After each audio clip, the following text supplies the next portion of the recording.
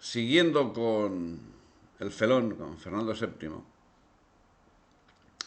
resulta que el 29 de marzo de 1830 fue promulgada finalmente la pragmática sanción que permitiría reinar a la descendencia femenina, mientras los exiliados en Francia realizaban intentonas.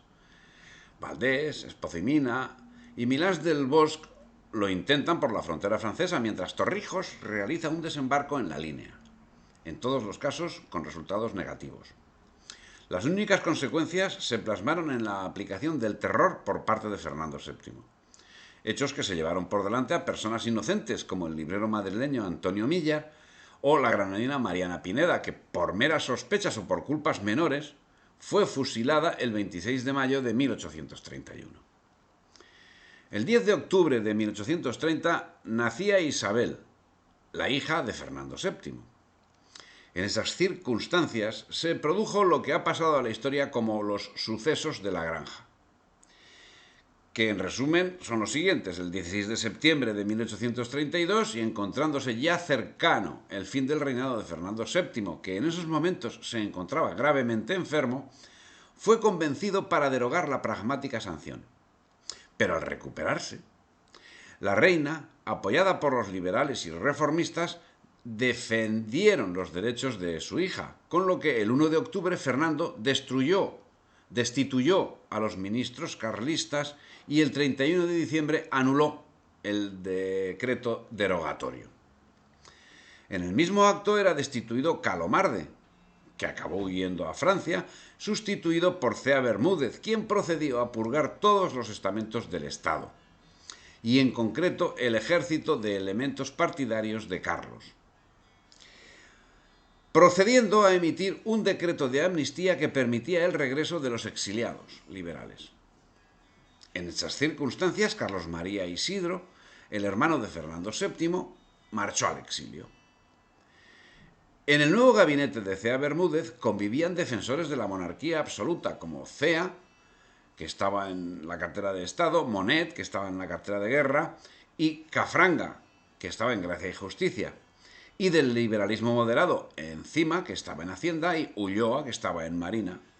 Contaban, sin embargo, con un rasgo común: su decidida defensa de la princesa Isabel como heredera del trono y su oposición a don Carlos. Por ello, nada más llegar al poder, se iniciará un amplio cúmulo de medidas encaminadas a depurar la administración civil y militar de todos los sospechosos de carlismo y a controlar al máximo los resortes del gobierno. Mientras duró la ausencia de Cea, que se encontraba fuera de España, el predominio del sector más liberal fue completo y se adoptaron medidas que tal vez no hubiera aprobado, Cea, y que dieron lugar a amargas quejas del ministro de Justicia. La importancia de los acontecimientos y el conocimiento que el pensamiento general tenía el nuevo gabinete lo llevó a efectuar una rápida actuación, procediendo a marginar a todo aquel que albergase alguna simpatía por Carlos María Isidro. Así, la depuración a la que se va a ver sometido el ejército desde diciembre de 1832 es sin duda la más importante que se haya efectuado sobre unos cuerpos que no habían sido vencidos en el campo de batalla, que no se habían alzado contra el gobierno y que hasta la fecha habían servido fielmente al rey. Pero si diciembre fue esencial en el desarrollo de la depuración, esta comenzó 2 meses antes. El día 28 de octubre de 1832, Espartero recibió mando en tropa, coronel del regimiento de Soria, en Barcelona, donde dedicó el tiempo a perseguir enemigos del rey. A este nombramiento seguiría un rosario de destituciones en todos los ámbitos de la vida nacional, cuyos puestos serían ocupados por personas de la confianza del liberalismo. La guerra quedaba servida. Como contrapartida, en un extenso manifiesto fechado el 3 de diciembre de 1835, entre otros asuntos, señalaba Cea Bermúdez las motivaciones de estos actos y procuraba calmar los ánimos de los disconformes, señalando que Su Majestad la Reina, conservando las bases que la sabiduría del Rey nuestro Señor ha sentado como reglas fijas de su gobierno, y persuadido de que los españoles fundan un doble orgullo en ser a todo trance fieles a sus soberanos y sumisos a las leyes, se declara enemiga irreconciliable de toda innovación religiosa o política que se intente suscitar en el reino o introducir de fuera para trastornar el orden establecido, cualquiera que sea la divisa o pretexto con que el espíritu de partido pretenda cubrir sus criminales intentos. Mas no por eso debe entenderse que Su Majestad se negará a adoptar en los diferentes ramos de la administración pública aquellas mejoras que la sana política, la ilustración y los consejos de los hombres sabios y verdaderamente amantes a su patria indiquen como provechosas, así como reconociendo que la perfección solo es dada al Supremo Criador y que todo lo que sale de las manos de los hombres es incompleto. Su Majestad, que solo se propone el acierto, no repugnará tampoco el revocar o modificar las providencias cuando la experiencia le demuestre su insuficiencia o desventajas. Declaración puramente borbónica. Puramente borbónica. Manifiestamente, utilizaba los principios liberales que permiten el uso de la mentira. Ostensiblemente influenciado por pensadores liberales como Philip Hughes, quien asevera que en contra de nuestros malditos oponentes todos los medios están justificados. Mentiras, traición, manipulación de las leyes, aunque sean contradictorias. Emitía semejantes juicios hablando de sana política, de voluntad de respetar el orden establecido, de patria, mientras sus actuaciones rápidas, decididas e incontestables acababan con todo lo que con la palabra decía defender. La primera cuestión que pusieron en marcha, prácticamente cada una de ellas era la primera, fue el decreto de amnistía, respecto a la cual el barón de los Valles señalaría que esta fatal medida política llamó de nuevo a España a cerca de 1.200 liberales exaltados, a quienes el destierro no había hecho más que confirmar en sus opiniones, y que, diseminados por todas las provincias, propagaron en ellas sus principios destructores. Lejos de mirar la amnistía como un acto de clemencia, la atribuyeron al temor que el gobierno tenía a su partido y decían en alta voz que no eran ellos los que debían ser amnistiados, sino el mismo Fernando VII, por haber violado sus juramentos destruyendo la Constitución que había jurado y haber perseguido de muerte a los que habían obedecido sus órdenes e imitado su ejemplo. Está claro que los perros ladraban a los perros. Pero la amnistía, al fin, no era más que otro clavo ardiendo de los que constantemente hizo uso Fernando VII para mantenerse en el trono. Falto de apoyos populares, manifiestamente volcados con el pretendiente carlista, la corte y el gobierno eran perfectamente conscientes que la amnistía representaba algo más que un generoso perdón a los emigrados. Era una constatación de la debilidad de los defensores de Isabel II y un reconocimiento de su incapacidad de hacer frente al carlismo sin el apoyo de los liberales. La verdad es que la actividad de Cea fue realmente exitosa. Un político como él, que nunca despertó pasiones ni de uno ni de otro lado, realizó con eficacia y corrección la misión que él mismo se había propuesto: realizar la transición a la regencia y que ésta estuviera establecida sobre las mismas bases institucionales que la monarquía de Fernando VII. Y en menos de un año presentó un programa bien distinto al existente durante los sucesos de la Granja. Lo señala el embajador francés en el mes de octubre, diciendo: el infante y las dos princesas, que eran el alma de todas las combinaciones formadas en su favor, han abandonado España. Sus partidarios han sido alejados de todos los empleos. Muchos se han exiliado o están prisioneros. El ministerio está compuesto de hombres contrariados sin duda a las innovaciones liberales, pero cuyos antecedentes y sus circunstancias recientes les colocaron en la imposibilidad de transigir con don Carlos, quien después de 10 años tiene en ellos unos enemigos personales. El gobierno de las provincias está casi por completo confiado a militares no menos pronunciados en su oposición al infante y cuyas tendencias son generalmente más liberales que las de los ministros. El ejército, que en ninguna época se ha mostrado partidario de las opiniones carlistas, está más alejado que nunca después de las depuraciones del año último. Por su parte, Fernando VII, el 31 de diciembre de 1832, justificaría así su actuación en los sucesos de la Granja.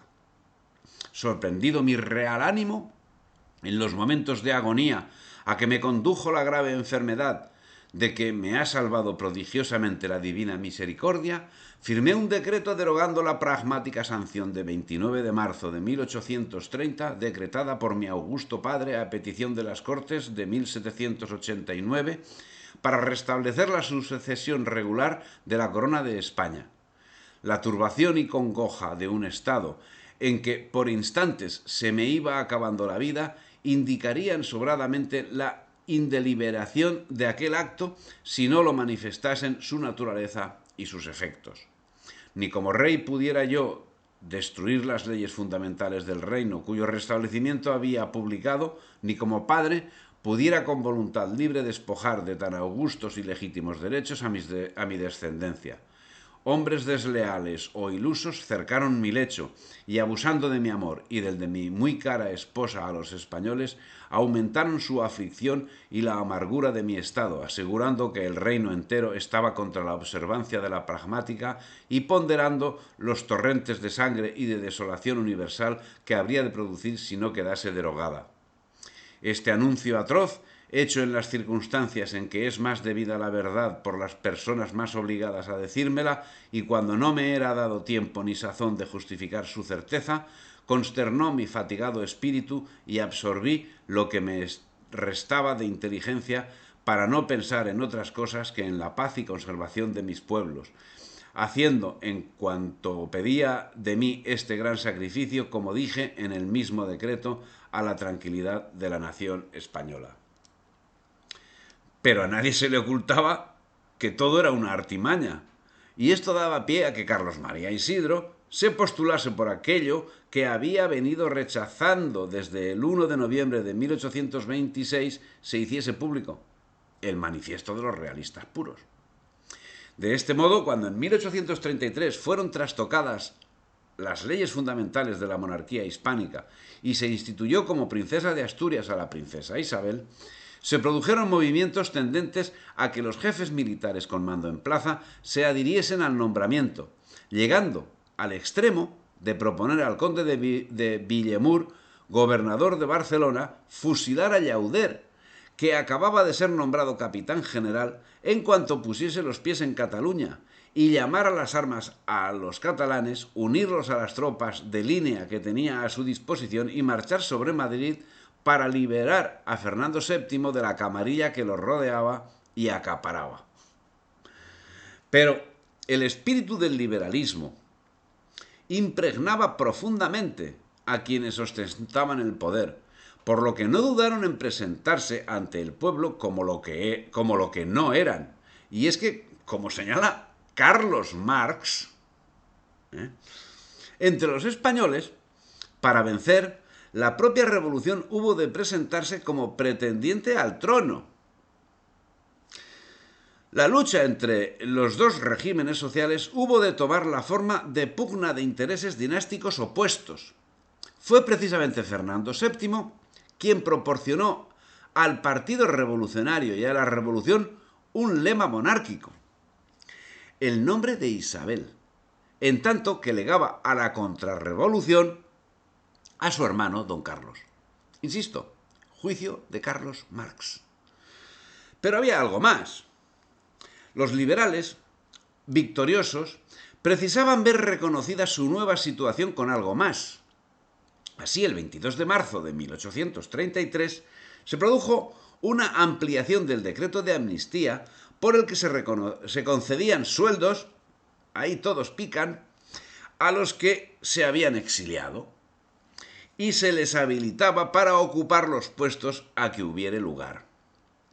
El mentado decreto de amnistía señala: artículo segundo. Los que al tiempo de su emigración llevaban 15 años de servicio, acreditados en la forma determinada para las respectivas carreras, serán reintegrados en el uso de los respectivos uniformes militares o civiles distintivos y fueros que entonces les corresponderían por retiro o jubilación de los empleos legítimos que hubieran obtenido o que yo hubiera revalidado. Artículo 13. Son también comprendidos en el mismo Real Decreto de Amnistía los que hubiesen tomado parte en la insurrección de América, al tanto, y los que después de haber permanecido en los países insurreccionados se hallasen restituidos a su patria al publicarse dicho Real Decreto, para quienes serán aplicables, según sus respectivos casos y particulares circunstancias, las disposiciones del presente decreto. Al tanto, este Real Decreto de Amnistía amnistiaba a los separatistas de América. Fernando VII sellaba con estos decretos no ya su dependencia, que caso de haber sobrevivido probablemente hubiese acabado alterándolos cuando le hubiese resultado conveniente a él, sino a la dependencia de su sucesora. El 20 de junio de 1833 se produjo la jura de Isabel II en el Real Monasterio de San Jerónimo de Madrid. Contaba 3 años. El 29 de septiembre del mismo año fallecía Fernando VII y en nombre de Isabel II la reina María Cristina ocupaba la regencia, en la que permanecería hasta 1840, en que es mandada al exilio por Espartero. A partir de ese momento vuelven del exilio los responsables del trienio liberal: Cea Bermúdez, Martínez de la Rosa, por cierto, conocido como Rosita la Pastelera. Y de inmediato, en 1834, los frailes fueron acusados de haber envenenado las aguas, lo que provocó una epidemia de cólera, y este fue el argumento para llevar a cabo una feroz persecución religiosa que se llevó por delante a toda una comunidad, excepción hecha del padre Muñoz, cuñado de la reina, a quien le fue respetada la vida. Otros conventos no conocieron supervivientes. Sus miembros eran asesinados a la vista de las fuerzas del orden. Los desórdenes, según escribe Martínez de la Rosa, insisto, Rosita la Pastelera, se cobraron la vida de 300 víctimas. Los desórdenes se extendieron a Zaragoza, donde un fraile renegado, Crisóstomo de Caspe, destacó por su sadismo en medio de la inmunidad y sería fusilado posteriormente por los carlistas. A Murcia, a Reus, donde quemaron todos los templos; a Barcelona, donde hicieron lo mismo; a Valencia, etc. Se crearon juntas independientes en Cataluña, Valencia, Zaragoza, Andalucía, etc., cuya primera misión era exterminar a los religiosos y crear constantes desmanes, la descomposición de lo que quedaba de España. Desde este momento, casi 60 gobiernos se sucederán velozmente en el poder. Pueden distinguirse distintos periodos según la tendencia política que presidiera el gobierno. Periodo liberal, entre 1833 y 36, regencia de Espartero entre el 40 y el 43, la transición entre el 43 y el 44, o sea, larguísimos esos gobiernos. La década moderada, del 44 al 54, el bienio progresista, 1854-56, la reacción moderada, del 56-58, gobierno de la Unión Liberal, 58-64, y el cuatrienio final, de tendencia ecléctica. O combinada, ¿cómo lo llamaríamos? Porque todo es lo mismo, ¿eh? Liberales, todo lo mismo. El último gobierno del reinado, presidido por el ultraconservador González Bravo, representó la reacción autoritaria que desencadenó la revolución del 68 y la crisis final de la monarquía. En fin, si te ha gustado el vídeo, dale me gusta, comparte y suscríbete al canal.